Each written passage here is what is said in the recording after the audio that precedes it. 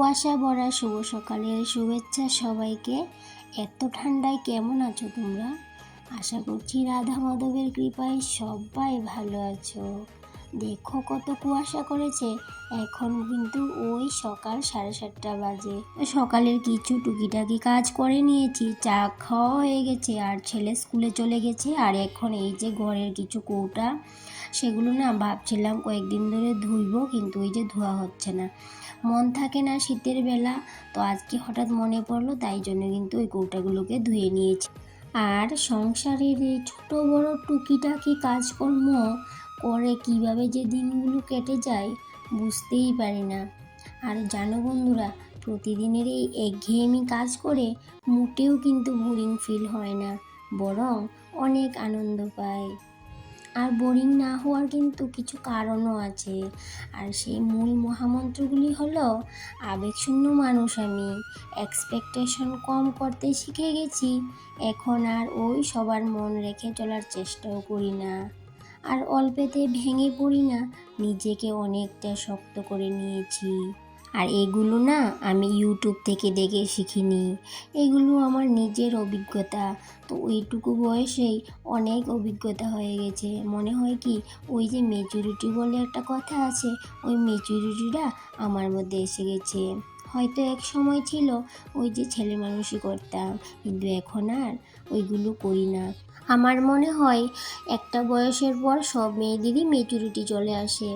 জীবনে চলার পথে আমরা মেয়েরা যে শিক্ষাগুলো পাই জীবন থেকে, সেগুলো থেকেই কিন্তু মেচুরিটিটা চলে আসে। তখন আর ওই ছেলে মানুষ করা হয় না, কোনো কিছুর জন্য কারো কাছে বায়নাও ধরা হয় না, আমার এটা লাগবে, আমার সেটা লাগবে।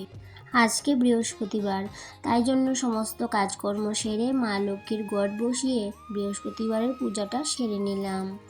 আর বৃহস্পতিবারে আমার যতই কাজকর্ম থাকুক, সেগুলো এক সাইডে ফেলে রেখে আগে ঘরবাড়ি পরিষ্কার করে স্নান সেরে পুজোটা করে নিই। তারপর বাকি কাজ, রান্নাবান্নাই বলো আর অন্য কিছুই। এখন বাজে বেলা 12টা। দেখো রোদের কোনো দেখা নেই। ওই যে সকালে কত কুয়াশা করেছে, এখনও কিন্তু ওই রোদ ওঠেনি।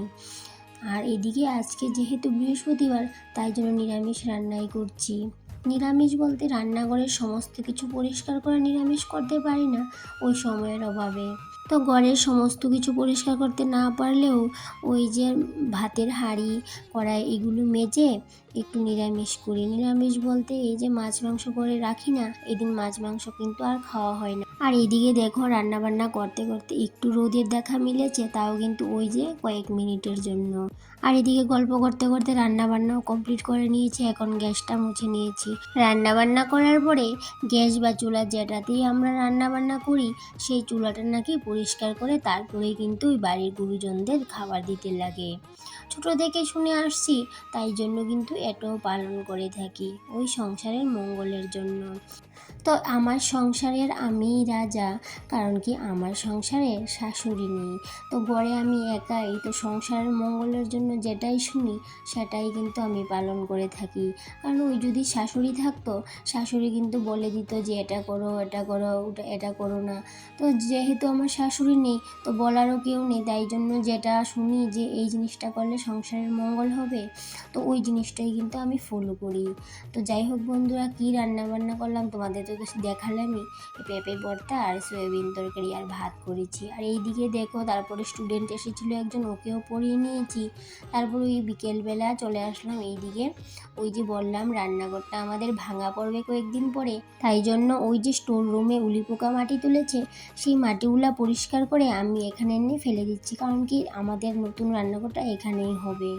আর এদিকে কিছু উলি পোকার মাটি ভিজিয়ে নিচ্ছি, কারণ কি ওই যে একটু লেপালেপি করবো বলে ভাবলাম যদি ভিজিয়ে রাখি মাটিগুলা নরম হয়ে থাকবে, সেই জন্য। আর এইদিকে বিকেলবেলার সমস্ত কাজকর্ম সেরে সোজা চলে আসলাম সন্ধ্যাবেলায়, কারণ কি ছেলের স্কুলের একটা এক্সিবিশনের প্রজেক্ট ছেলে রেডি করেছিল, আর কালকের মধ্যেই তা কিন্তু জমা দিয়ে দিতে হবে। আর ছেলে এই প্রজেক্টটা রেডি করতে করতে অনেকটাই ক্লান্ত হয়ে গেছিলো, তাই জন্য ছেলেকে ভাবলাম একটু হেল্প করে দেই। আর এই যে প্রজেক্টটা রেডি করছে হচ্ছে সেটা কিন্তু কমপ্লিট করতে করতে ওই রাত 12টা-1টা বেজে গেছিলো। তারপর কিন্তু কমপ্লিট হয়েছে, তাও কিন্তু ভালো করে কমপ্লিট করা হয়নি, আর একটু কাজ ছিল। তো যাই হোক, যতটুকুই হয়েছে ততটুকুই বললাম যে কালকে নিয়ে জমা দিয়ে দে। তাই জন্য ছেলেকে একটু হেল্প করেছিলাম। রাত্র 12টা-1টা বেজে গেছিলো, ছেলেও কিন্তু ওই যে ঘুমায়নি, এই যে প্রজেক্টটা রেডি করছিল। তো আজকের ব্লগটা এই পর্যন্তই থাকলো, আবার দেখা হবে পরবর্তী ব্লগে। টাটা।